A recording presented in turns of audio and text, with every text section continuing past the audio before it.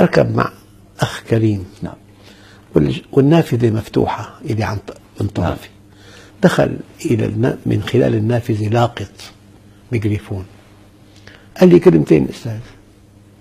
شو كلمتين؟ قال لي كلمتين. شو بدي أقول له؟ قلت له أنت مرتاح؟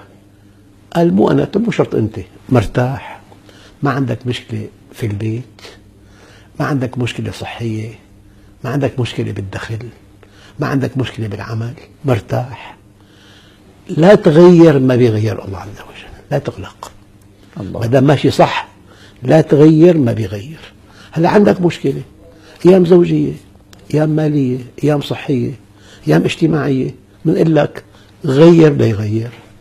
شايف الدين العظيم ضغطته بأربع كلمات. الله. لا تغير ما بيغير، غير ليغير. الله الله. بنعيدها مرة ثانية للمشاهدين سيدي. لا تغير ما بيغير. نعم. إذا مرتاح ببيتك مع زوجتك مع أولادك ماشي صح، أقمت هذا الدين في بيتك أولا. نعم. وفي عملك ثانيا، وفي نفسك ثالثا، والله أكرمك، لا تقلق. لا تقلق. قل لن يصيبنا، لن لتأبيد النفي، إلا ما كتب الله لنا، مو علينا، لنا. الله الله.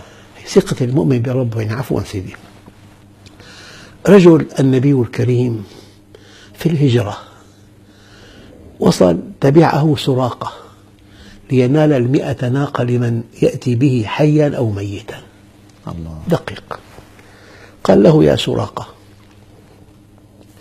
كيف بك إذا لبست سوار كسرى؟ رجل مهدور دمه، 100 ناقة لمن يأتي به حيا أو ميتا، يقول لسراقة كيف بك إذا لبست سوار كسرى؟ يعني أنا سأصل للمدينة سالما، سأنشئ دولة، الله. سأنشئ جيش، سأحارب أكبر دولة بالعالم فرس، سأنتصر، تأتي الغنائم إلى هنا، ولك يا سراقة سوار كسرى. شاف ثقة النبي الله. بربه. لا تقول انتهينا، ما انتهينا، نحن أمة تنام ولا تموت. نعم. الآن نايمين شوي. نعم. تنام بس ما بنموت أبدا. الله. هذا من فضل الله علينا. وعد الله الذين آمنوا منكم ليستخلفنهم في الأرض. أنا والله بشوف اليأس يقترب من الكفر. الله. لا تقول انتهينا، ما انتهينا. هي الأمة مكرمة عند الله. كنتم خير أمة، يعني أصبحتم، من أدق معاني كنتم، أصبحتم بهذه الرسالة خير أمة. ففي تقصير، في ضبابية أحيانا، في تقصير بنصر هذا الدين، بس نحن ننام أحيانا ولا نموت. الله الله. لذلك أحد كبار فلاسفة الغرب ببريطانيا، مستر جيب اسمه، قال أنا لا أصدق أن يستطيع العالم الإسلامي اللحاق بالغرب، على الأقل في المدى المنظور، لاتساع الهوة بينهما. ولكنني مؤمن أشد الإيمان أن العالم كله سيركع أمام أقدام المسلمين.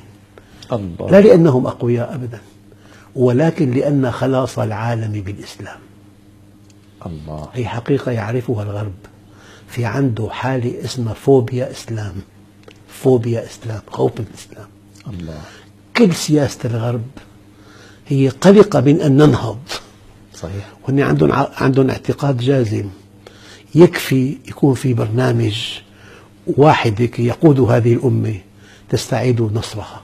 الله. يعني صلاح الدين الأيوبي ما أهرق دم إنسان لما استعاد القدس، أما الفرنجة قتلوا 70,000.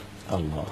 سيدي في فرق نوعي بين هذه الأمة وبين أمم أخرى. الله.